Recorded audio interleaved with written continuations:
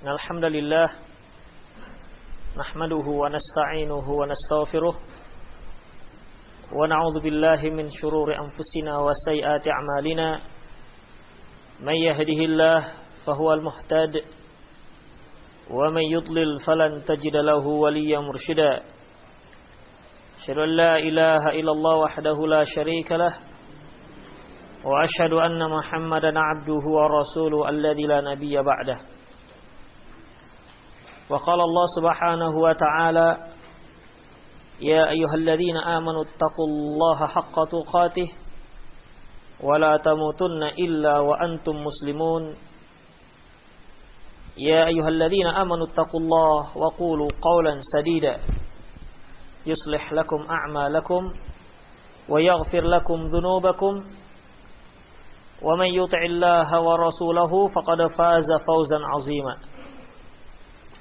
يا أيها الناس اتقوا ربكم الذي خلقكم من نفس واحدة وخلق منها زوجها وبث منهما رجالا كثيرا ونساء واتقوا الله الذي تساءلون به والأرحام إن الله كان عليكم رقيبا أما بعد إن أصدق الحديث كتاب الله وخير الهدي هدي محمد صلى الله عليه وسلم وشر الأمور محدثاتها وكل محدثة بدعة وكل بدعة ضلالة وكل ضلالة في النار. Ikhwati fid din rahimanallahu wa iyyakum. Pada kajian ini kita akan bahas tentang masalah seputar pernikahan, di mana ini suatu perkara yang sangat penting karena dengan pertimbangan ikhwan-ikhwan yang hadir di majelis ini serta akhwat, mereka-mereka yang butuh ilmu pengetahuan tentang masalah ini supaya tidak gamang ketika sudah berniat untuk melangkahkan kakinya ke jenjang pernikahan.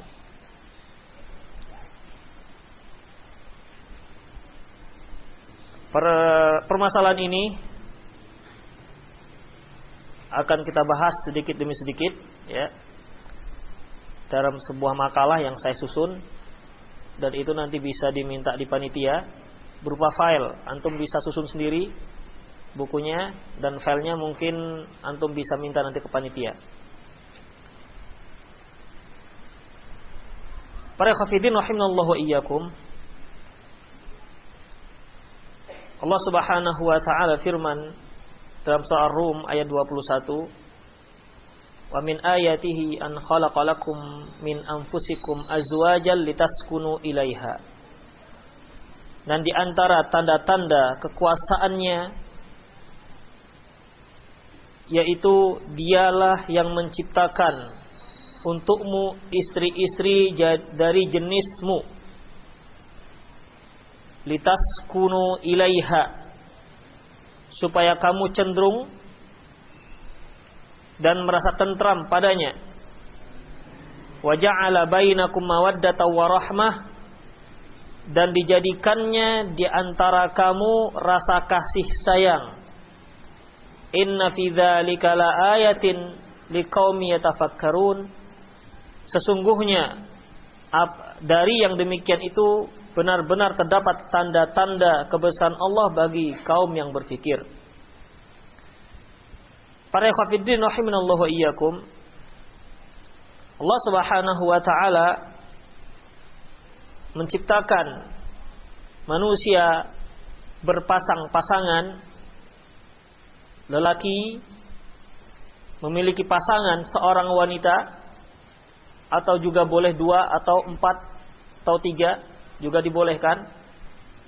Yang jelas pasangan seorang laki-laki adalah wanita. Makanya Allah Subhanahu wa taala menyebutkan min anfusikum, pasanganmu kami tetapkan dari jenis kamu sendiri, yaitu dari jenis manusia. Karena dengan jenis manusia itu, dari jenis manusia, pasangan yang diciptakan Allah Subhanahu wa taala dari jenis laki-laki itu sendiri, maksudnya manusianya, dapat menumbuhkan rasa tentram dan damai bagi kedua manusia tersebut, dan dapat saling memahami serta saling berkomunikasi untuk mendapatkan ridha Allah Subhanahu wa taala. Oleh karena itu, kalau ada manusia yang mencari pasangannya dari jenis yang lain, seperti kerbau misalnya, atau kambing misalnya, kita dapat pastikan dia pasti tidak tenang. Karena bagaimana mungkin dia bisa berkomunikasi dengan kerbau? Atau ada juga yang mengambil jenis lain, yaitu mereka menikah dengan jin. Ya, menikah dengan jin. Walaupun kita sendiri tidak pernah menyaksikan, namun berita ini berita yang sudah mutawatir dan dapat diyakini kebenarannya. Manusia menikah dengan jin. Para hadirin rahimanallahu wa iyyakum, manusia jelas tidak dibenarkan menikah dengan jin, dan jin itu bukan diciptakan untuk dinikahi oleh laki-laki. Laki-laki dari jenis manusia, karena mereka memiliki pasangan dari jenis mereka sendiri. Oleh karena itu Allah Subhanahu wa taala secara fitrah telah menetapkan bagi seorang laki-laki suka dengan wanita dari jenis manusia juga. Kalaupun ada satu dua ataupun orang-orang yang langka memiliki keinginan yang lain, di mana dia lebih suka dengan orang-orang yang bukan jenis manusia, ini tidak bisa dijadikan satu standar. Karena apa? Karena orang tersebut dikatakan syadz. Syadz ini orang-orang yang memiliki mental yang ganjil. Demikian juga Allah Subhanahu wa taala menyebutkan azwaja, istri-istri kamu. Tentunya kalau sudah dikatakan istri, yaitu dari jenis perempuan. Walaupun ada ya kaum laki-laki yang cinta dengan pasangannya seorang laki-laki, atau yang lebih populer disebut dengan kaum gay, atau wanita dengan wanita, ya, wanita dengan wanita. Jenis-jenis seperti ini adalah jenis-jenis yang jelas tidak dibenarkan oleh syariat Islam. Bahkan apabila ada seorang laki-laki yang menikah dengan laki-laki yang lain, maka hukumannya sangat berat, yaitu hukuman mati. Ya, hukumannya adalah hukuman mati. Hukuman matinya bukan dipancung, namun sebagian sahabat mengatakan dicampakkan dari tempat yang paling tinggi. Ada lagi yang mengatakan ditimpakan dengan batu yang besar, sebagaimana azab yang diturunkan Allah kepada kaum Lut, dan seterusnya. Oleh karena itu para ikhwatiddin rahimallahu wa iyyakum, kita sangat bersyukur Allah Subhanahu wa taala menetapkan untuk kita pasangan kita dari jenis manusia, dan itu adalah wanita. Dan wanita punya pasangan dari jenis manusia juga, yaitu kaum lelaki. Dan tujuan daripada pernikahan tersebut yaitu litas kunu ilaiha, agar kamu tentram dengannya. Para ikhwatiddin rahimallahu wa iyyakum, pada dasarnya orang yang ingin menikah yaitu mereka-mereka yang ingin ketentraman jiwa. Mereka-mereka yang ingin ketenangan jiwa. Karena orang-orang yang sudah dewasa sementara dia belum menikah, jelas jiwanya tidak akan tentram. Jiwanya tidak akan tenang, apalagi ketika dia berpapasan dengan lawan jenisnya. Maka dengan tidak disengaja, ya, tanpa disadari akan terjadi salah tingkah lah, kan begitu. Gimana yang antum rasakan? Hah? Ya tentunya dari jenis orang-orang yang dia sukai. Ya, seperti kalau seorang ikhwan berpapasan dengan akhwat yang berjilbab misalnya, jilbabnya bagus, mau tidak mau akan ada timbul salah tingkahnya. Makanya tidak tenang. Tentunya berbeda dengan seorang yang sudah menikah. Walaupun banyak juga sih yang sudah menikah gak tenang juga. Namun pada umumnya ya, pada umumnya lebih tenang dibandingkan pria-pria ataupun para pemuda yang belum menikah. Oleh karena itu Allah Subhanahu wa taala ya memberikan solusi dan merupakan tujuan daripada rumah tangga, litaskunu ilaiha, agar kamu bisa tenang di dalamnya. Wa ja'ala bainakum mawaddata warahmah, dan menjadikan di antara kalian cinta dan kasih sayang.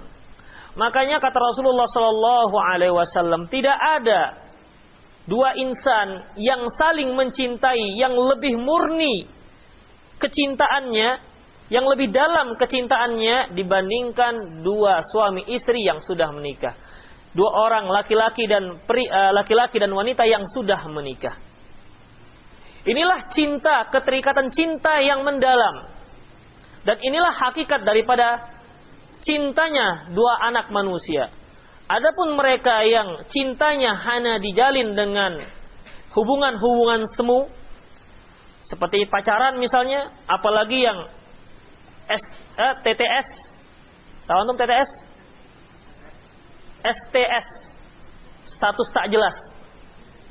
Ya. STJ ya. Rupanya antum lebih pengalaman. STJ, status gak jelas kan begitu, di mana masing-masing menyukai orang yang dia sukai namun tidak ada balasan kan begitu. Atau yang si dia hanya menganggap biasa-biasa saja atau bertepuk sebelah tangan. Ini semua merupakan cinta-cinta yang semu, hanya sekedar fata morgana, belum cinta yang hakiki. Oleh karena itu para ikhwatiddin rahimallahu wa iyyakum, supaya seorang itu tenang, maka bercintalah dengan cara yang telah ditetapkan oleh syariat, yaitu dengan cara menikah. Karena inilah cara yang paling halal dan yang mendapatkan pahala, dan dengan cara ini dapat seseorang itu meraih pahala yang sebanyak-banyaknya dari Allah Subhanahu wa taala. Para ikhwatiddin rahimallahu wa iyyakum, di sini Allah Subhanahu wa taala menyebutkan liqaumi yatafakkarun. Yang seperti itu merupakan tanda-tanda kebesaran Allah bagi orang-orang yang mau berfikir. Bagi orang-orang yang mau berfikir. Banyak para pemuda yang sekarang ini kita lihat, mereka punya prinsip sebelum menikah itu harus pacaran. Sebelum menikah harus pacaran. Karena apa? Untuk mendalami bagaimana jiwa calonnya. Bagaimana sebenarnya calonnya. Bagaimana pendekatan terhadap calonnya. Kalau kira-kira cocok, maka dilanjutkan kepada jenjang selanjutnya. Kalau tidak, maka putus sampai di situ. Inilah cara-cara yang tidak dihalalkan oleh Allah Subhanahu wa taala, yang jelasnya akan dirasuki oleh makhluk yang ketiga, yaitu syaitan. Para ikhwatiddin rahimallahu wa iyyakum. Kalau saya buat sebuah permisalan, misalnya ada dua sejoli yang tidak halal sedang makan rujak. Kan begitu. Makan rujak di kolam raya. Begitu, dua orang. Di sana tidak ada yang lain karena dia cari di pinggir-pinggir kolam yang enggak ada nyamuknya, yang enggak ada orangnya. Begitu. Mereka berdua saling bertatapan. Mata bertemu mata. Kan begitu. Kira-kira apa yang mereka rasakan? Apa yang mereka rasakan kira-kira?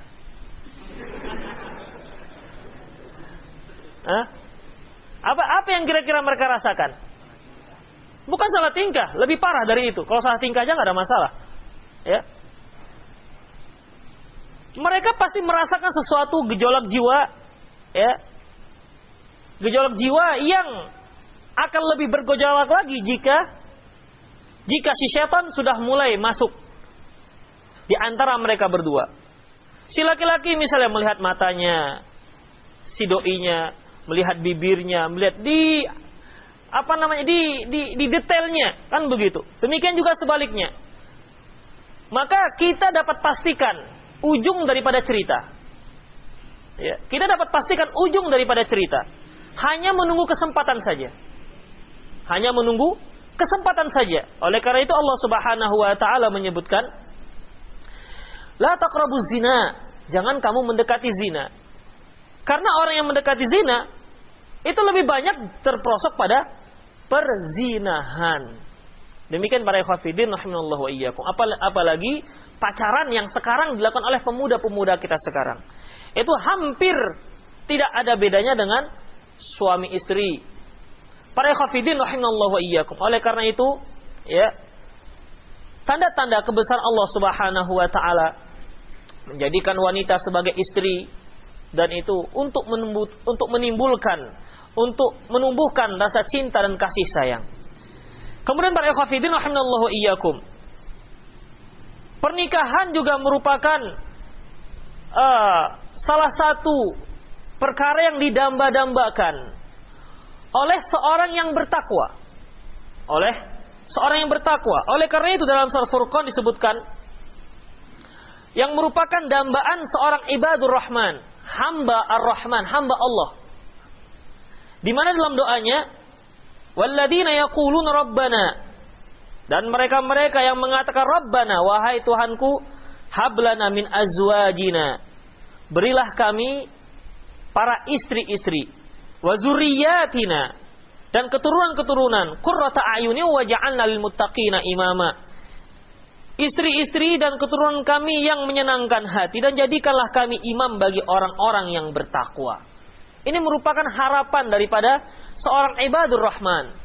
Dia menginginkan istri yang solehah, menginginkan keturunan-keturunan yang soleh. Kemudian para ikhwatiddin rahimanallahu wa iyyakum, oleh karena itu Rasulullah sallallahu alaihi wasallam menyebutkan dalam sebuah hadis yang diriwayatkan oleh Imam Bukhari dan Muslim, ya ma'syara syabab man istata'a minkumul ba'a falyankih. Wahai para pemuda, barang siapa yang sudah sanggup menikah di antara kalian, falyankih, hendaklah dia menikah. Dalam riwayat yang lain, falyatazawwaj, hendaklah dia menikah. Fa innahu aghaddu lil basar, karena dengan menikah itu dapat lebih menundukkan pandangan, wa ahsanu lil farji, dan lebih menjaga kehormatan.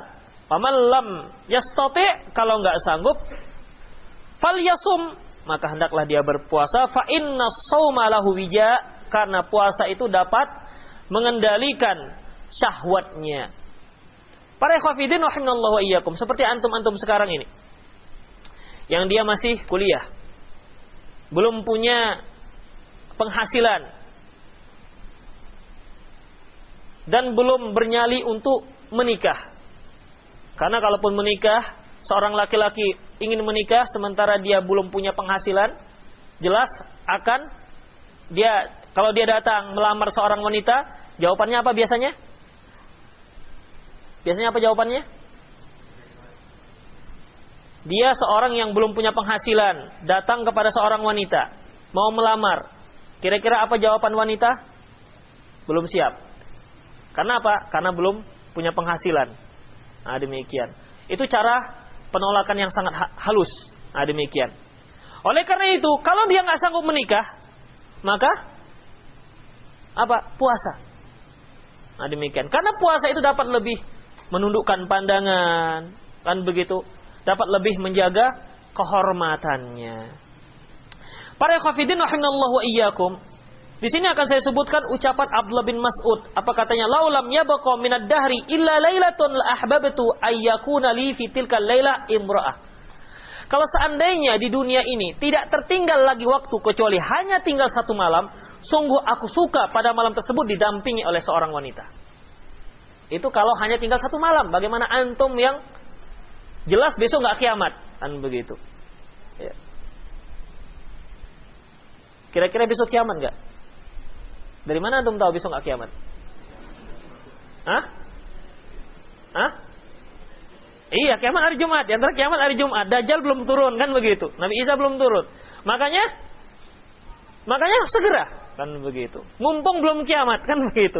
Jadi satu hari saja, karena Abdul Mas'ud, kalau seandainya tidak ada hari kecuali tinggal satu hari, maka aku suka aku didampingi seorang wanita pada waktu itu.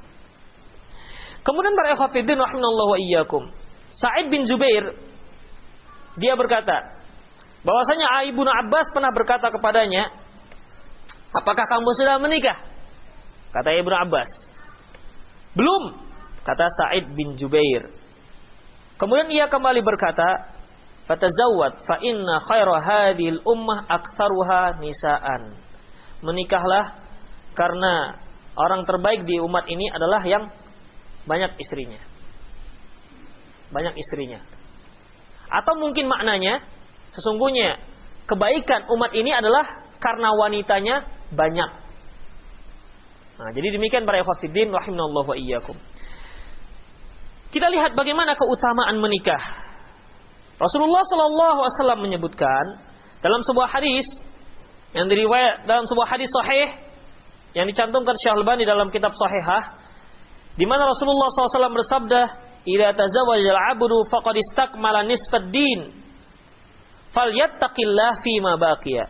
Apabila seorang hamba sudah menikah, berarti dia sudah menyempurnakan setengah agamanya. Dia sudah menyempurnakan setengah agamanya. Berarti seorang yang belum menikah, agamanya setengah pun nggak sampai. Maka berbahagialah orang-orang yang sudah menikah. Makanya wajar saja kalau Rasulullah SAW menyebutkan orang yang sudah menikah itu lebih tenang dibandingkan seorang yang belum menikah. Baik seorang laki-laki maupun seorang wanita. Kedua-duanya mereka ini tetap akan gelisah, ya, kalau mereka belum menikah. Walau bagaimanapun dia sanggup mengendalikan dirinya.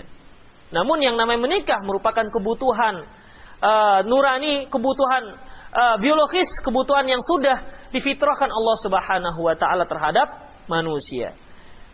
Jadi para ikhwah fiddin rahimanallahu wa iyyakum, di antara keutamaannya yaitu seorang yang sudah menikah berarti dia telah menyempurnakan setengah agamanya. Berarti tinggal setengah lagi. Makanya kata Rasulullah SAW, hendaklah kamu bertakwa dengan yang setengahnya lagi. Jagalah yang setengahnya ini. Berarti para ikhwah fiddin, orang yang sudah menikah itu lebih besar kemungkinannya masuk surga dibandingkan yang belum menikah. Nah, demikian. Kalau antum-antum ini yang belum menikah, ya, kemungkinan kecil masuk surga itu bagaimana ya? Kemungkinan masuk surga itu masih kecil lah begitu dibandingkan yang sudah menikah. Nah, demikian. Kemudian para ikhwah fiddin, Allah Subhanahu wa taala memberikan jaminan kepada orang yang menikah. Apalagi dia berniat untuk menjaga kesucian dirinya. Dalam sebuah hadis yang diriwayatkan oleh Ibnu Majah yang dihasankan oleh Syekh Al-Albani, di mana Rasulullah SAW menyebutkan Allah pasti menolong tiga orang yang sebagai berikut. Di antaranya yaitu an-nakih alladzi yuridul afaf. Seorang laki-laki yang menikah untuk menjaga kehormatan dirinya. Kemudian Rasulullah SAW juga menyebutkan dalam sebuah hadis, Allah Subhanahu wa taala firman dalam surat Nur ayat 32, di mana Allah Subhanahu wa taala menjamin rezeki orang yang sudah menikah. Firman Allah, wa ankihul ayama minkum was-salihina min ibadikum wa imaikum. Dan nikahilah, kawinkanlah orang-orang yang sendirian di antara kamu. Dan orang-orang yang layak berkawin dari hamba-hamba sahaya kamu yang laki-laki dan hamba sahayamu perempuan. As-salihin min ibadikum wa imaikum iyakunu fuqara. Kalau seandainya mereka itu miskin, yughnihumullah min fadlih, Allah pasti akan memberi dia kekayaan. Makanya para ikhwatiddin, jarang seseorang itu kaya sebelum dia menikah. Orang yang sukses, orang yang kaya itu biasanya diraih setelah dia menikah. Ya, diraih setelah dia menikah.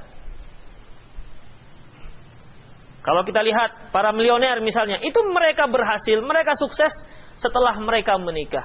Adapun ketika mereka lajang, ketika mereka belum menikah, kehidupan mereka biasa-biasa saja. Ya mungkin pas-pas untuk satu orang saja.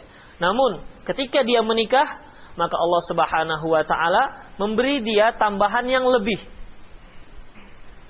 Memberi dia tambahan yang lebih. Karena apa? Karena Allah Subhanahu wa taala di samping menjamin rezeki dia, Allah Subhanahu wa taala juga menjamin rezeki istrinya. Karena istrinya juga membawa rezeki, dan rezeki si istri itu disalurkan melalui kerja sang suami. Demikian para ikhwatiddin rahimanallahu wa iyyakum. Jadi seorang yang fakir sebenarnya bukanlah sebagai alasan untuk menunda pernikahan. Kalau memang hasratnya untuk menikah sudah sangat kuat, menikahlah. Carilah wanita yang memang mau menikahi dirinya, yang mau dia nikahi. Nah, demikian. Tentunya dia juga harus pakai pasang standar yang cocok untuk dirinya. Nah, begitu. Kalau seandainya dia juga terlalu tinggi pasang tarif, pasang syarat, maka akan kesulitan dia mendapatkan wanitanya. Namun kalau dia misalnya seorang fakir, atau kita katakan dia seorang tukang beca lah misalnya, masih lajang, tentunya dia juga harus lebih paham dengan kondisi dirinya.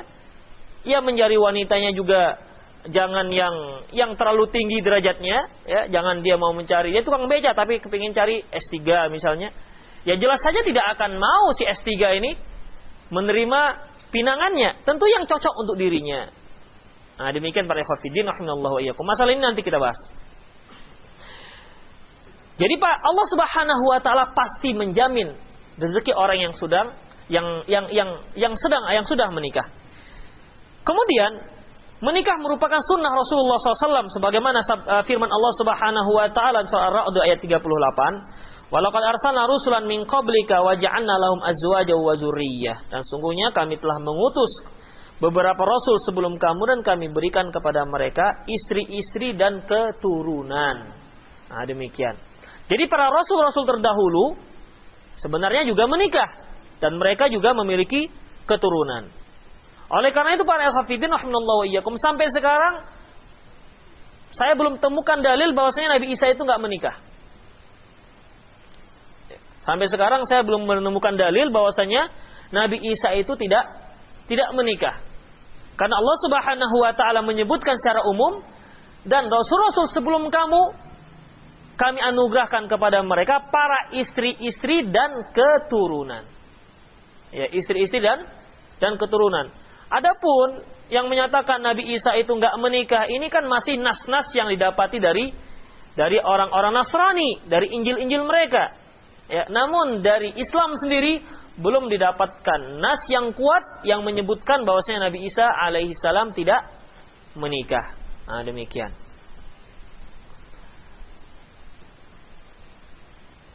Dalam hadis yang lain yang diriwayatkan oleh Imam Tirmidzi dengan sanad yang hasan sahih, Rasulullah sallallahu alaihi wasallam bersabda, "Arba'un min sunanil mursalin." Ada 4 hal yang termasuk sunnah para rasul. Yang pertama yaitu al-haya, yaitu malu, sifat malu. Wa ta'attur, memakai wangian. Wasiwak, bersugi, maksudnya menggosok gigi. Wan nikah, dan menikah. Jadi para ikhwatiddin, dengan dua dalil ini dapat kita simpulkan, selama tidak ada dalil yang khusus menyatakan Nabi Isa itu tidak menikah, maka kita kembalikan kepada dalil yang mutlak, di mana para rasul-rasul terdahulu kata Rasulullah yaitu mereka pemalu. Kemudian mereka juga bersugi. Kemudian disebutkan juga mereka itu memakai wangi-wangian, termasuk juga menikah. Nah, demikian para ikhwatiddin rahimanallahu wa iyyakum. Kemudian keutamaan yang lain, Allah Subhanahu wa taala menyebutkan dalam surah Rum ayat 21, wa min ayatihi an khalaqalakum min anfusikum azwajan litaskunu ilaiha. Di antara tanda-tanda kebesarannya yaitu menciptakan untuk kalian dari diri kalian para istri-istri agar kalian merasa tenang. Demikianlah di antara keutamaan pernikahan. Di antara, ya, saya sebutkan di antara karena banyak lagi keutamaan yang lainnya. Di antara keutamaan pernikahan, pertama yaitu menikah merupakan separuh agama. Kemudian Allah pasti akan menolong orang yang ingin menikah demi untuk menjaga kehormatan dirinya. Kemudian Allah pasti menjamin rezeki seseorang. Kemudian menikah merupakan sunnah para rasul, dan menikah merupakan salah satu sarana untuk meraih ketenangan. Kemudian para hafidin rahimallahu wa iyyakum, dalam menikah ini tentunya harus ada dua hal, yaitu ada perempuan, ada laki-laki. Begitu. Kalau hanya ada laki-laki, dia mau menikah dengan siapa? Dan kalau hanya ada perempuan, dia mau nikah dengan siapa? Oleh karena itu, kalau seorang mau menikah, tentunya yang dia cari adalah seorang wanita. Masalahnya itu bukan bagaimana cara mencari wanita. Wanita itu banyak. Masalahnya bagaimana cara mencari wanita yang ideal. Ini permasalahannya. Dan perlu antum ketahui, wanita ideal untuk si A belum tentu ideal untuk si B. Ya. Wanita yang ideal untuk si C belum tentu ideal menurut si F.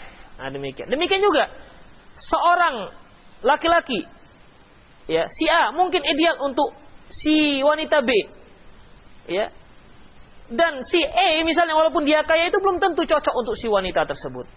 Jadi Allah Subhanahu wa taala telah memberi masing-masing kita pasangan, dan itu merupakan satu yang terbaik untuk diri kita. Tinggal kita bagaimana cara memilih mereka, memilih di antara sekian banyak kaum wanita jika seorang laki-laki, ya, yang cocok untuk dirinya. Demikian juga bagaimana seorang akhwat memilih dari kaum laki-laki yang cocok untuk dirinya. Jadi seorang akhwat juga sebenarnya punya hak untuk memilih kaum laki-laki. Hanya saja masalahnya si akhwat ini dia bukan mencari, dia menunggu. Begitu, dia menunggu. Siapa yang datang kira-kira cocok, dia terima, yang enggak cocok dia akan tolak, begitu. Beda dengan laki-laki, dia lebih proaktif, dia lebih aktif dalam mencari siapa pasangan yang cocok untuk dirinya. Oleh karena itu, dalam masalah ini kita harus tahu siapa sebenarnya wanita yang ideal untuk dijadikan sebagai pasangan. Para ikhwatiddin rahimallahu wa iyyakum, dalam menentukan pasangan, dalam menentukan pasangan hidup, ya, seorang wanita misalnya, ini merupakan masalah yang cukup besar bagi seorang pemuda. Tidak jarang seorang pemuda merasa bimbang jika dia sudah masuk dalam marhalah seperti ini. Tadinya dia siap menikah, ya, namun ketika dia memilih, disinilah akan terjadi kebimbangan-kebimbangan. Karena dia akan menerima berbagai macam bisikan-bisikan, ya. Dia akan menerima informasi-informasi tentang orang yang dia pilih. Oleh karena itu, dia ini selalu bimbang. Bahkan bukan tidak mungkin dia akan mengurungkan niatnya karena bimbang dan ragunya. Bimbang dan ragu yang sedang berkecamuk dalam dirinya. Oleh karena itu, dalam masalah ini, kita harus tahu bagaimana sebenarnya seorang wanita yang ideal. Para ikhwatiddin rahimallahu wa iyyakum, Rasulullah Shallallahu Alaihi Wasallam bersabda dalam sebuah hadis yang sahih, yaitu dari Abi Hurairah radhiyallahu anhu, kata beliau, tungkahul mar'ah li arba'in. Wanita itu dinikahi dikarenakan 4 hal. Pertama, lima liha, dikarenakan hartanya. Wali hasabiha, dikarenakan keturunannya. Wali jamaliha, dikarenakan kecantikannya. Wali diniha, dan dikarenakan agamanya. Farfad bidatid din taribat yadak. Pilihlah yang memiliki agama, maksudnya yang agamanya yang kuat, maka kamu akan beruntung. Inilah merupakan wanita yang ideal, yang memiliki 4 kriteria, yaitu wanita yang kaya, keturunan terhormat, kalau bisa keturunan darah biru misalnya, atau keturunan keraton. Kemudian cantik, kan begitu. Kemudian solehah, wanita yang soleh. Sudah, inilah kriteria yang ideal. 4 hal ini.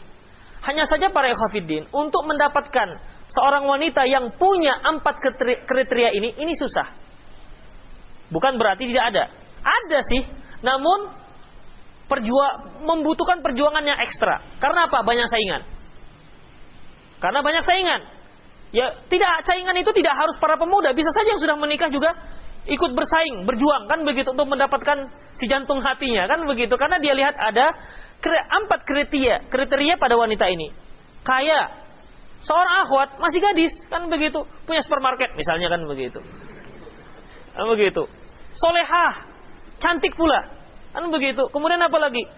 Keturunan orang-orang terhormat. Nah, demikian. Inilah yang ideal. Para ikhwatiddin rahimallahu wa iyyakum. Wanita ini ada yang seperti ini. Namun dia sangat sulit dicari. Mungkin dalam 1000 hanya 3, mungkin ya begitu. Hanya 3 atau 5 orang. Ya, hanya 3 atau 5 orang. Oleh karena itu para hafidin rahimallahu wa iyyakum, dalam syariat ada sebuah kaidah, illam yudrak kulluh lam yutrak julluh. Kalau seandainya tidak didapatkan semuanya, maka tidak ditinggalkan seluruhnya. Artinya ketika seorang pemuda memberikan syarat, menetapkan syarat yang 4 ini, kalau dia tidak mendapatkan 4 kriteria ini, jangan sampai dia tidak menikah.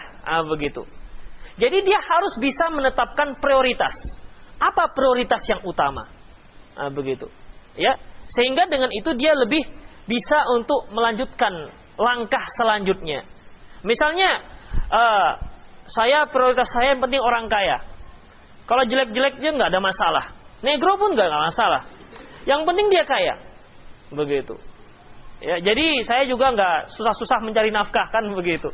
Bisa nompreng kehidupan si istri. Misalnya, ya silahkan, nggak ada masalah. Nikahnya sah.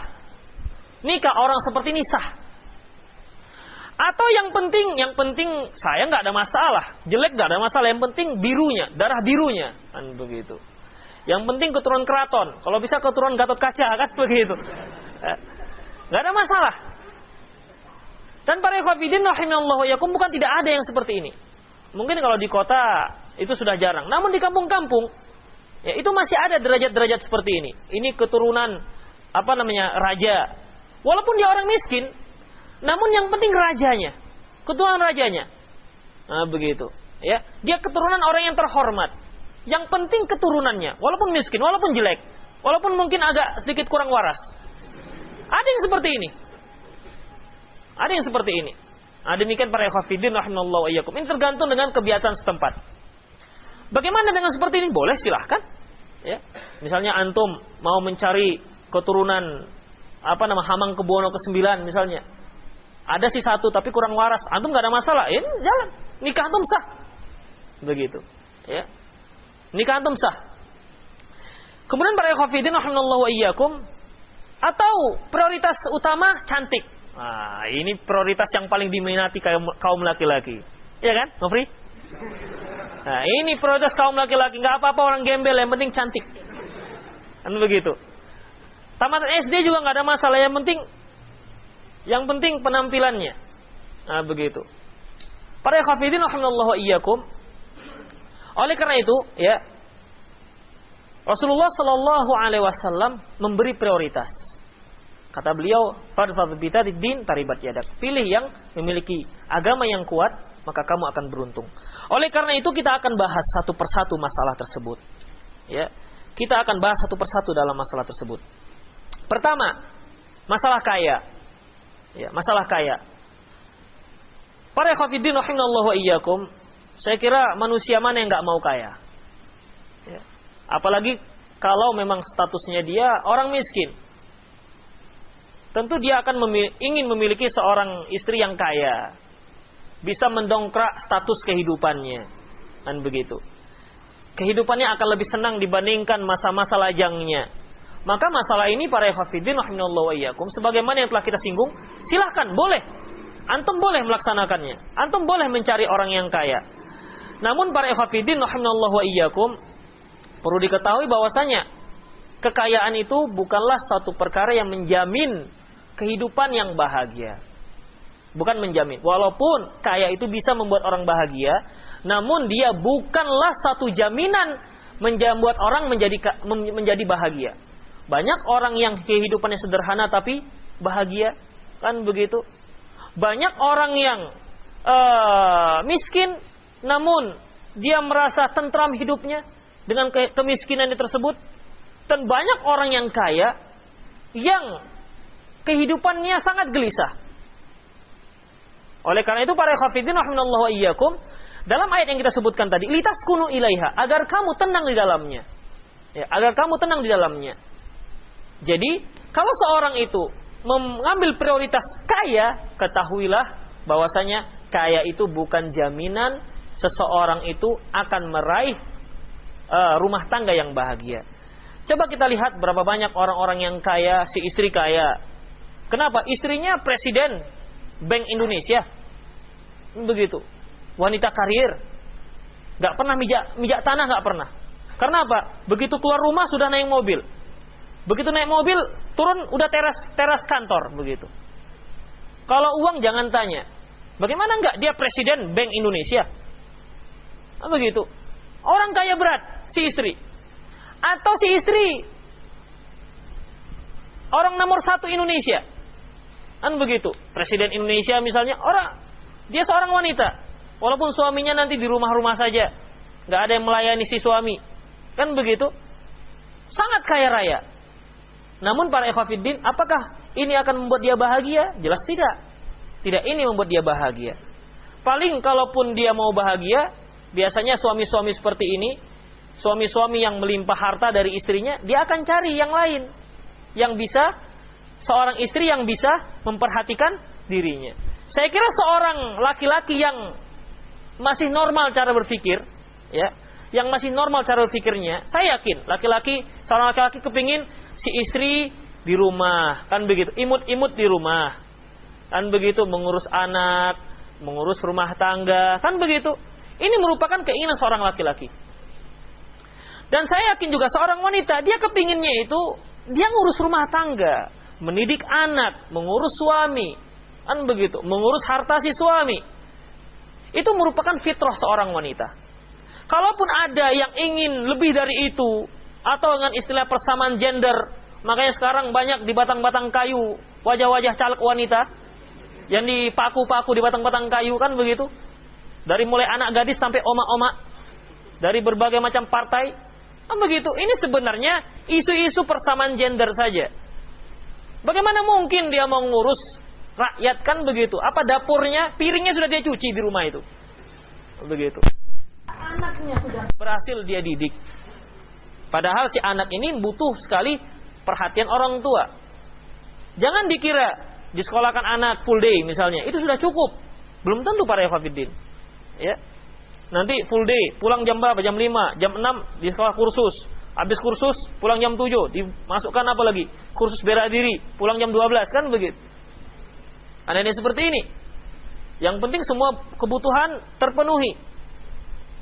Para ikhwatiddin rahimallahu wa iyyakum, oleh karena itu mari kita kembali kepada fitrah. Ya, fitrah. Laki-laki manapun kalau ditanya, istri yang bagaimana yang kamu inginkan? Istri wanita karier, kan begitu? Atau istri yang di rumah mengurus anak, mengurus rumah tangga, kan begitu? Pastilah kalau tidak suatu hal yang mendesak, dia pasti ingin agar si istri tetap di rumah. Kalau nggak mendesak ya. Kecuali kalau memang suami agak kurang lurus cara berpikir, atau suami yang menjadikan istrinya sebagai objek. Ya, objek. Artinya suami istri yang mencari, dia di rumah mengurus anak, terbalik jadinya. Nah, demikian para ikhwatiddin rahimallahu wa iyyakum. Para ikhwatiddin rahimallahu wa iyyakum, Allah Subhanahu wa taala menyebutkan zuyyina lin-nasi hubbus syahwat minan nisa wal banin wal qanatiril muqantarah. Sungguhnya manusia itu dihiasi suka dengan syahwat, wanita, anak-anak, qantarah yaitu harta benda, harta yang banyak dari jenis emas dan perak, minadz-dzahabi wal fiddah wal khail itu binatang ternak, kuda-kuda, wal khail musawwamah dan kuda-kuda pilihan, wal an'am dan binatang-binatang ternak, wal hars dan sawah ladang. Dzalika mataul hayatid dunya, karena itu semua merupakan perhiasan dunia. Wallahu 'inda husnul ma'ab, dan sungguhnya di sisi Allah tempat kembali. Artinya para ikhwatiddin rahimallahu wa iyyakum, manusia itu memang sudah diberi fitrah suka pada wanita. Kemudian suka dengan anak, cinta dengan anak-anak. Makanya para ikhwatiddin rahimallahu wa iyyakum, dalam Al-Qur'an tidak ada disebutkan, tidak pernah disebutkan dalam Al-Qur'an hanya disebutkan wabil walidaini ihsana. Dan hendaklah kamu berbakti kepada kedua orang tuamu. Pernahkah antum lihat di dalam Al-Quran, dan hendaklah kamu berbuat baik kepada anak-anak kamu? Tidak ada satu ayat pun yang menyebutkan. Mengapa demikian? Karena nggak perlu. Orang tua itu tidak perlu disuruh untuk mencintai anaknya. Karena dia pasti sudah otomatis mencintai anaknya. Ayam saja cinta dengan anaknya. Kucing saja cinta dengan anaknya. Oleh karena itu tidak ada syariat yang menyebutkan hendaklah kamu berbuat baik terhadap anak-anak kamu. Yang disebutkan hanya mendidik. Karena sudah menjadi fitrah seorang orang tua, yaitu berbuat baik kepada anak-anaknya. Yang ada di dalam Al-Quran, hendaklah kamu berbuat baik kepada kedua orang tuamu. Karena apa? Ya sepertinya si anak itu fitrahnya memang durhaka pada orang tuanya begitu. Jadi dia itu diperintahkan untuk berbuat baik kepada orang tuanya. Cenderung untuk durhaka itu lebih banyak, lebih besar dibandingkan untuk berbuat baik. Hanya orang-orang yang mendapat hidayah saja yang mereka bisa berbuat baik terhadap kedua orang tuanya. Namun kecenderungannya, apalagi para remaja, dia sudah mengenal lingkungan luar, apalagi dia sudah berkenalan dengan girlfriendnya, kan begitu, teman perempuannya. Disitulah banyak racun-racunnya. Kemudian dilarang pula dengan orang tuanya, kamu jangan begini dan begitu. Akan terjadi pemberontakan. Makanya wabil walidaini ihsana, berbuat baik terhadap kedua orang tuamu. Nah, demikian. Antum yang belum punya anak belum merasakan bagaimana cintanya seorang orang tua kepada anaknya. Nah, begitu. Belum antum merasakan. Mungkin seorang anak yang belum pernah menikah, pernah punya anak, dia hanya ingin berontak kepada orang tuanya. Kenapa kok harus diatur? Begitu. Kenapa harus begini dan harus begitu? Saya inginnya begini, tidak mau begitu. Nah, begitu. Sering itu dongkol dengan kedua orang tua. Nah, begitu. Karena apa? Karena dia belum pernah merasakan bagaimana menjadi seorang tua. Kalau dia sudah pernah merasakan menjadi orang tua, barulah dia tahu bagaimana sebenarnya perasaan orang tua terhadap si anak. Para ikhwatiddin rahimallahu wa iyyakum. Kemudian nasab. Ya, masalah nasab ini saya kira kita lanjutkanlah nanti pada kajian yang akan datang. Banyak lagi kajiannya. Aqulu qouli hadza wa astaghfirullah li wa lakum wa lisal muslimin innahu wal ghafurur rahim. Bagi yang ingin filenya silakan ambil ke panitia ya. Dan panitia nggak boleh menjualnya. Silakan.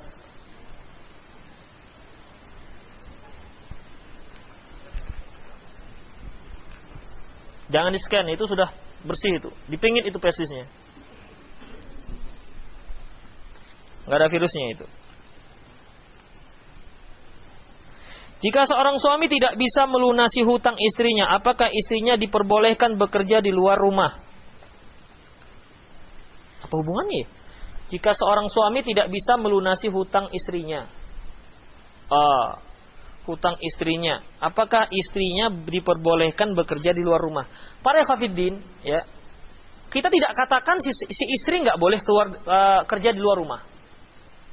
Kita tidak pernah mengatakan seperti itu. Pada asalnya si istri itu di rumah. Namun kalau untuk kebutuhan mendesak bagaimana? Ya boleh, silahkan. Seperti Asma binti Abi Bakar, dia keluar mengangkat gandum. Fatimah radhiyallahu anha, dia mengangkat gandum itu dari rumah. Mengangkat gandum, kemudian mempersiapkan kuda-kuda suaminya, begitu. Kalau seorang istri bekerja di luar rumah silahkan, boleh, selama dia memenuhi syarat-syarat syar'i. Dan tentunya mendapat izin dari sang suami. Makanya saya katakan tadi, pada dasarnya kalau tidak ada satu perkara yang mendesak, saya yakin suami tidak akan membiarkan si istri bekerja di luar rumah.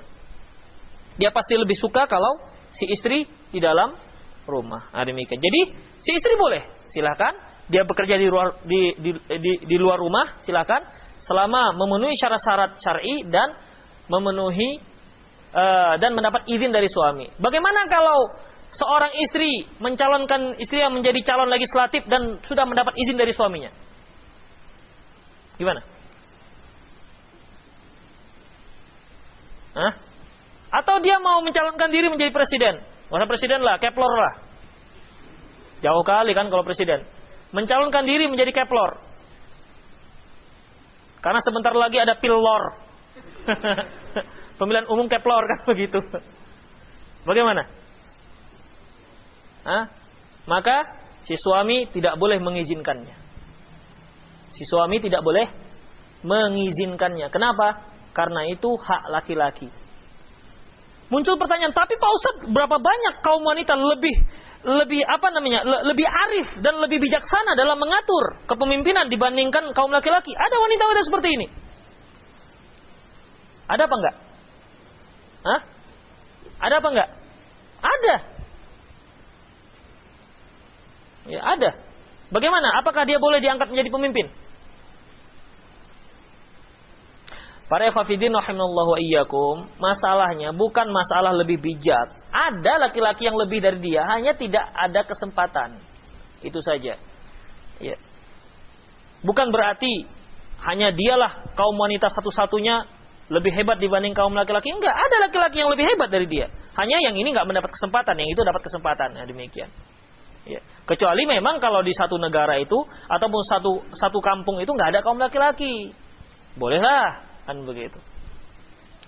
Jadi intinya boleh para ikhwafidin selama tidak melanggar syariat. Apakah yang dimaksud dengan setengah agama? Para ikhwafidin rahimallahu wa iyyakum, coba perhatikan. Ini enggak lagi nih. Ini sama ini tulisannya. Oh, dari internet. Oh. Apakah yang dimaksud dengan setengah agama? Para ikhwafidin rahimallahu wa iyyakum, coba perhatikan, ya. Rasulullah sallallahu alaihi wasallam menyebutkan, fa innahu ahsanu lil farj. Sesungguhnya menikah itu lebih menjaga kehormatan, wa aghaddu lil basar, dan lebih menundukkan pandangan. Perhatikan, yang membuat sesat manusia itu hanya dua di muka bumi ini. Pertama syubhat, yang kedua syahwat. Syubhat dan syahwat. Sudah. Dan syahwat inilah, ya. Syahwat inilah yang banyak sekali kaitannya dengan kaum wanita.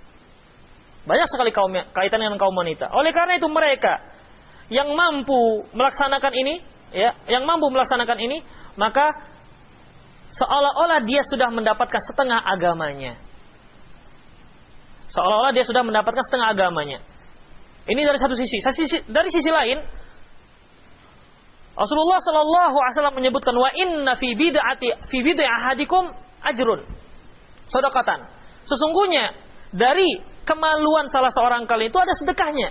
Para seorang sahabat bertanya, Rasulullah, bagaimana mungkin seorang laki-laki menyalurkan syahwatnya sementara dia mendapat pahala? Kata Rasulullah, bukankah kalau seandainya dia lakukan kepada wanita yang tidak dihalalkan, dia mendapat dosa? Oleh karena itu, kalau dia lakukan untuk wanita yang halal bagi dia, maka dia mendapat pahala. Demikian juga nafkah seorang suami kepada istrinya, ya.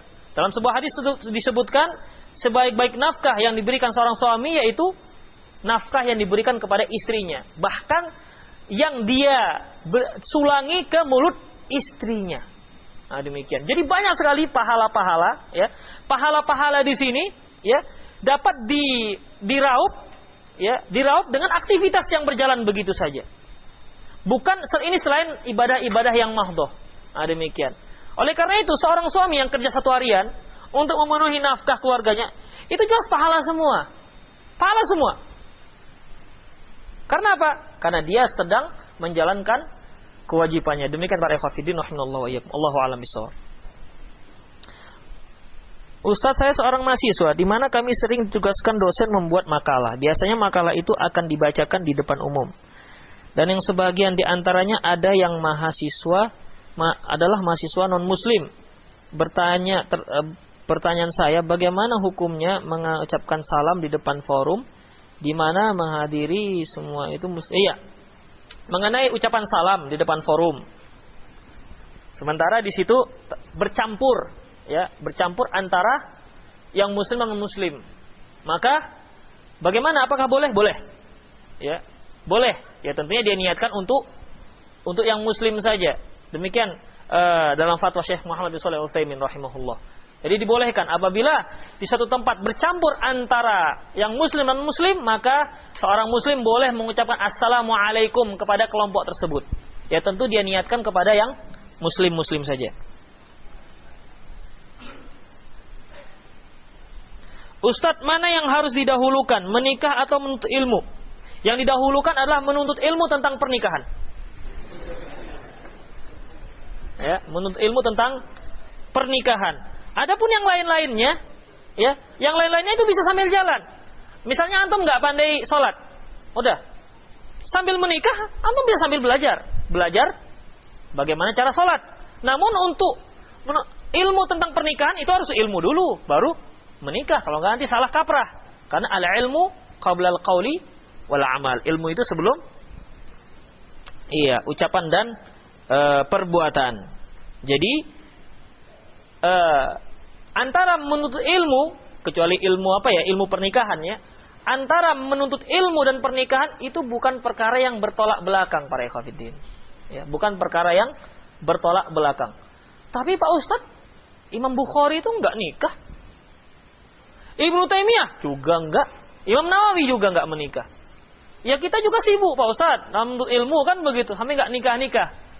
Nah, masalahnya para ikhwatiddin, mereka itu sibuk ya. Sibuk dalam menuangkan ilmunya.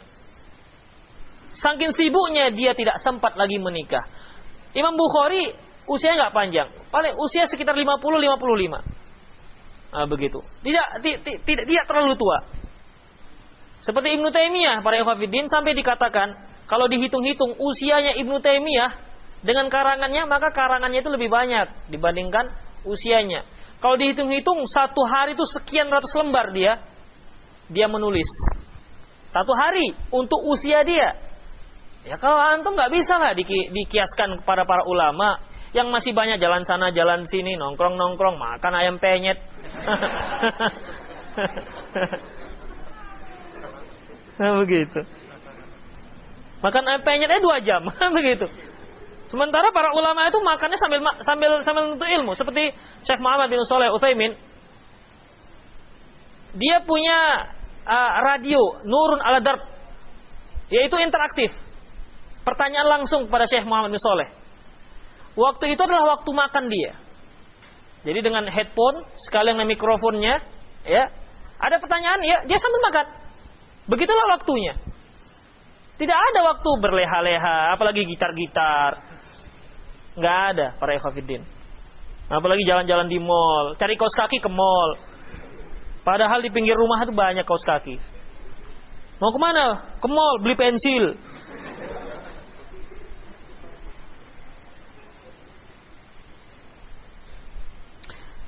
Ustaz, ana sudah berkeinginan untuk menikah, namun ana masih kuliah.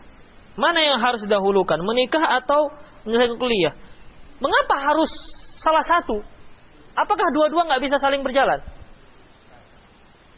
Apa nggak mungkin? Mungkin saja kan? Tinggal antum bagaimana cara antum saja melobi orang tua. Iya benar. Kita punya teman yang sudah pindah, tadinya di Medan. Waktu dahulu dia sedang menikah, sedang kuliah. Istrinya juga sedang kuliah. Sudah menikahlah mereka berdua. Satu kampus. Bagaimana rumah tangga mereka? Disubsidi kedua orang tua. Jadi mereka baru menikah, dua-dua sedang kuliah, rumah tangga mereka disubsidi kedua orang tua. Udah, nikah terus, kuliah jalan terus. Nah, begitu, sampai akhirnya selesai kuliahnya. Nah, demikian. Jadi kalau antum pun mau menikah sambil kuliah, ya carilah mertua yang seperti ini. Kan begitu. Kalau antum mungkin juga kepingin sekali yang SS itu S1, S2, kan ada kuliah terbuka. Kalau kepingin sekali. Kalau misalnya yang nggak bisa seperti itu, yang nggak bisa juga misalnya, karena seorang yang menikah butuh nafkah rumah tangga kan begitu, ya cari istri yang bisa yang bisa memenuhi nafkah rumah tangga. Apakah dia dari ayahnya dulu kan begitu, atau untuk sementara tinggal di pondok mertua indah dulu sementara agak-agak 6 tahun sampai selesai. Menikahnya semester pertama kan begitu. Berarti sekitar 6 tahun lagi kalau nggak di DO. Begitu. Diundur 6 tahun lah maksimal kan begitu. Udah 6 tahun kan biasa di DO kalau nggak lulus juga. Nah, begitu ya silakan. Atau memang nggak bisa juga, kepingin juga kuliah, kemudian hasrat untuk menikah juga sangat, antum pertimbangkan. Sampai di mana hasrat antum untuk menikah? Ya. Sementara keinginan antum juga sangat menggubu-gubu untuk kuliah. Bagaimana caranya? Antum pertimbangkan. Kalau seandainya dengan antum tidak menikah akan menjerumuskan antum pada perzinahan, maka antum wajib untuk menikah. Begitu. Antum wajib untuk menikah. Kalau tidak sampai seperti itu, ya, artinya masih bisa ditahan-tahan, maka faman lam yastati fa alaihi bisyam. Kalau enggak sanggup, maka hendaklah dia puasa, banyak-banyak puasa. Antum puasa Nabi Daud. 1 hari puasa, 1 hari enggak. 1 hari puasa, 1 hari enggak. Begitu. Akhirnya lembek kan jadinya. Lunglai kan begitu, enggak ada keinginan menikah. Nah, demikian. Jangan banyak-banyak makan, udah kepengin nikah, makan yang protein semua kan begitu. Seafood. Jangan. Nah, demikian. Ya. Jadi, kita tidak bisa membuat kaidah nikah dulu atau kuliah dulu, enggak. Itu tergantung dengan orangnya. Makanya balil insanu ala nafsihi basirah, sungguhnya manusia itu terhadap dirinya sendiri itu lebih mengetahui. Tidak sama si A dengan si B, tidak sama si B dengan si C. Nah, demikian.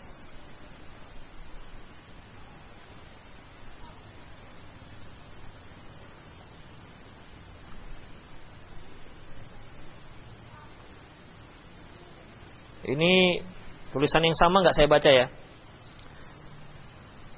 Bagaimana, berapa lama batas waktu ta'aruf antara ikhwan dan akhwat? Tidak ada batasnya, secepatnya. Ta'aruf hari ini, kalau bisa sore dan nikah. Apa yang lama-lama kalau sudah setuju? Dan begitu. Apa yang lama-lama? Demikian. Diusahakan secepatnya. Jangan diperlama.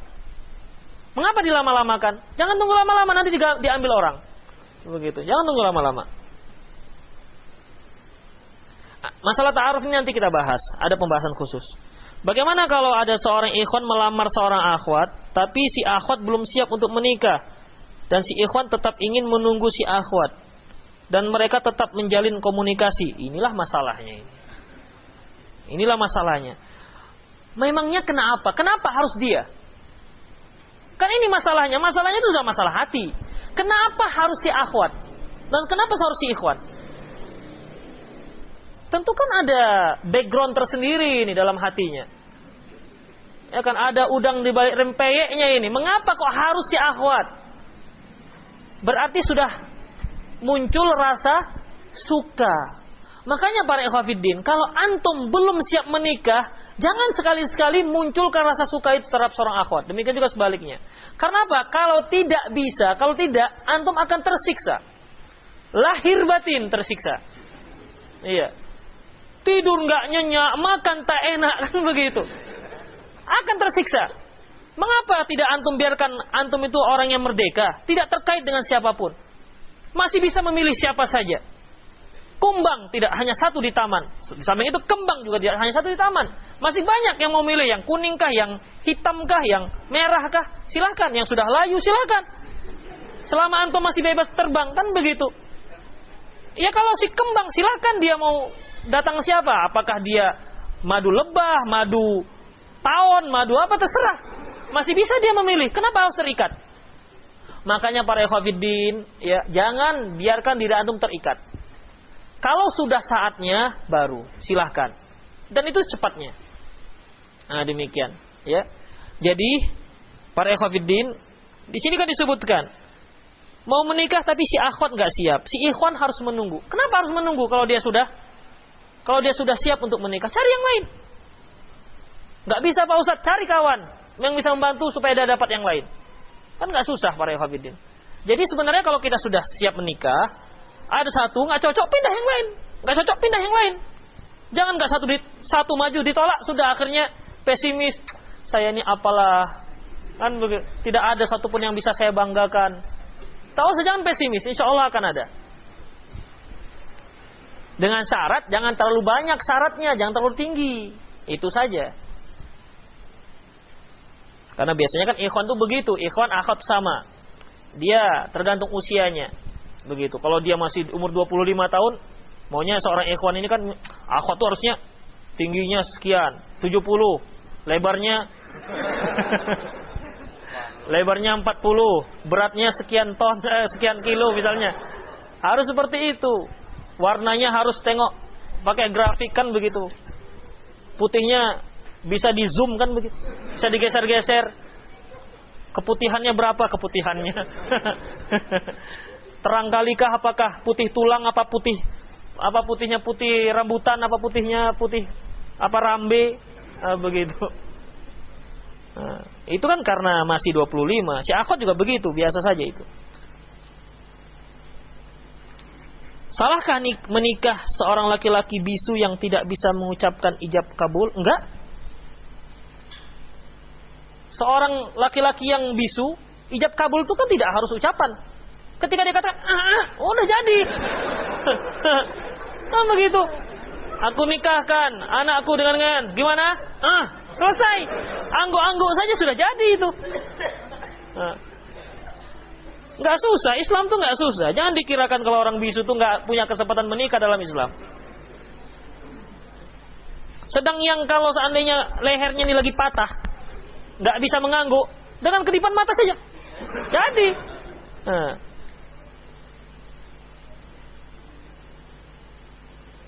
Apakah orang yang suka syirik itu boleh dilawan? Apakah orang yang suka syirik itu boleh dilawan? Ini maksudnya apa? Suka syirik boleh dilawan? Nggak ngerti saya pertanyaannya.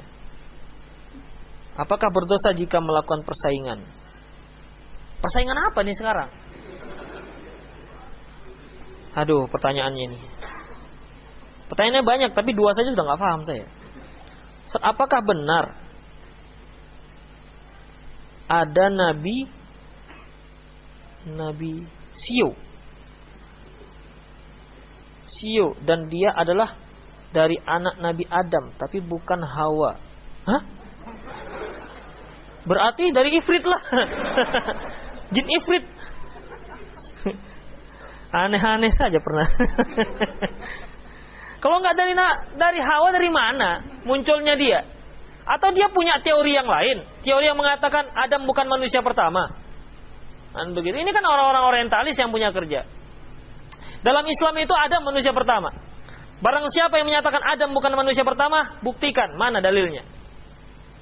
Ya, buktikan mana dalilnya. Adam disebutkan dari tanah, sudah. Manusia disebutkan Allah dikatakan dari tanah. Kenapa? Karena ayahnya dari tanah. Begitu. Itu menunjukkan Adam. Kalau ada yang lain, manusia yang lain yang mana? Ya mungkin yang pengarang buku itulah yang mengatakan Adam bukan manusia pertama. Dia mungkin dari manusia mana begitu. Innalillahi wa inna. Nabi Sio nggak ada ini. Sio. Antum pernah dengar Nabi Sio? Hah? Nabi Sid. Nabi Sid. Nggak ngerti saya.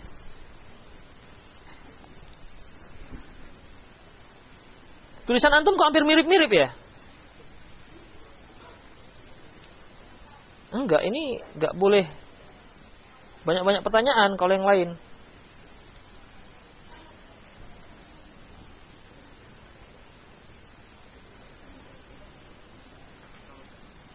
Ustadz, saya pernah mendengar Hidayah Nur Wahid, pimpinan MPR lah ini, mengharamkan golput. Bagaimana sikap kita atas pernyataan tersebut? Dia, udah bisa lah maksudnya ya. Dia juga mendorong MUI untuk mengeluarkan fatwa ya. Para khafidin rahimallahu wa iyyakum, dia punya dalil masalahnya. Dalilnya apa? Ketika Pak Hidayah Nur Wahid menyatakan golput itu haram, juga didukung oleh siapa? Yang orang NU. Hasim Muzadi ya. Ya. Menyatakan dengan dalil bahwasanya kalau seseorang dia tidak memilih, itu artinya meruntuhkan negara.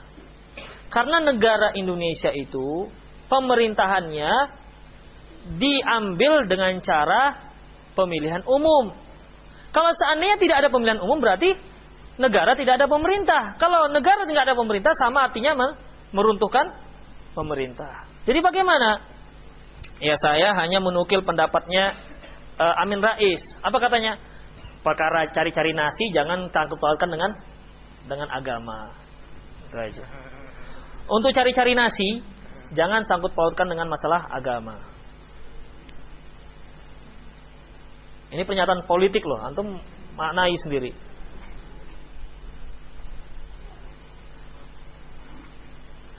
Kenapa ikhwan lebih cenderung menikah dengan akhwat yang lebih tua dari mereka? Kenapa ikhwan cenderung enggan menikah sama akhwat yang lebih tua dari mereka? Namanya selera para ikhwat itu. Ya selera itu kan nggak bisa. Tapi kan ini sunnahnya Rasulullah menikah dengan Khadijah. Nah, para ikhwatiddin, ada para ulama, di antara ulama yang berpendapat bahwasanya ketika Rasulullah itu menikah dengan Khadijah, Khadijah itu tidak disepakati para sejarawan, artinya ya ahli sejarah menyatakan dia usianya 40 tahun. Enggak sepakat. Yang pertama, kalaupun Khadijah waktu itu usianya 40 tahun, waktu itu kan Rasulullah belum diangkat menjadi Rasul. Jadi itu tidak dikatakan sunnah. Nah, demikian. Jadi para ikhwatiddin, ini kembali kepada selera. Kalau seleranya kepingin dia lebih tua, ya silahkan. Kalau seleranya ingin daun muda, silahkan seperti saya puji. Kan begitu. Silahkan, gak ada masalah. Seleranya mau anak-anak, silahkan. Selama orang tuanya mau menikahkan dirinya, nikahkan anaknya, silahkan. Misalnya, antum sudah orang 40 tahun menikah dengan anak usia 5 tahun, anak gadis usia 5 tahun. Silahkan, boleh, nikahnya sah. Dan nikah itu kan tidak identik dengan hubungan suami istri. Nah begitu. Nikahnya umur 5 tahun, tunggu dia besar dulu. Ya, kasih pupuk dulu supaya kembang. Nah, begitu. Kasih protein banyak-banyak biar cepat besar. Nah, begitu. Nah, demikian. Jadi, ini masalah selera. Nah, demikian. Dan kebalikannya juga, kenapa si akhwat lebih cenderung ingin menikah dengan ikhwan yang lebih tua usia dari dirinya? Kan begitu. Sama saja. Kan cocok dia. Nah, demikian. Apa mau seorang akhwat menikah, si akhwat usia 25 tahun, menikah dengan seorang ikhwan umur 6 tahun? Kan enggak ada. Sebaliknya ada kan? Sebaliknya ada. Rasulullah menikah dengan Aisyah usia berapa? Aisyah usia 6 tahun. Serumah usia 9 tahun. Dan ketika Rasulullah meninggal, Aisyah berusia 18 tahun. Masih muda. Masih kepala 1, belum sampai kepala 2. Nah, demikian. Jadi ini masalah selera saja. Apakah seorang istri yang mau mandi junub harus buka gulungan rambut panjangnya untuk dibasuh? Pendapat yang rajih tidak. Harus membuka gulungannya itu ketika mandi haid. Demikianlah para ikhwatiddin. Ya. Satu lagi lah ini. Pertanyaan online. Bagaimana kalau menikahi janda? Bagaimana kalau menikahi janda? Nanti insya Allah akan ada pembahasan mengenai menikahi seorang wanita yang masih perawan. Demikian, nanti akan ada pembahasan khusus menikah dengan wanita yang perawan. Aku qouli hadza wa astaghfirullah li wa lakum wa lisal muslimin innahu wal ghafurur rahim.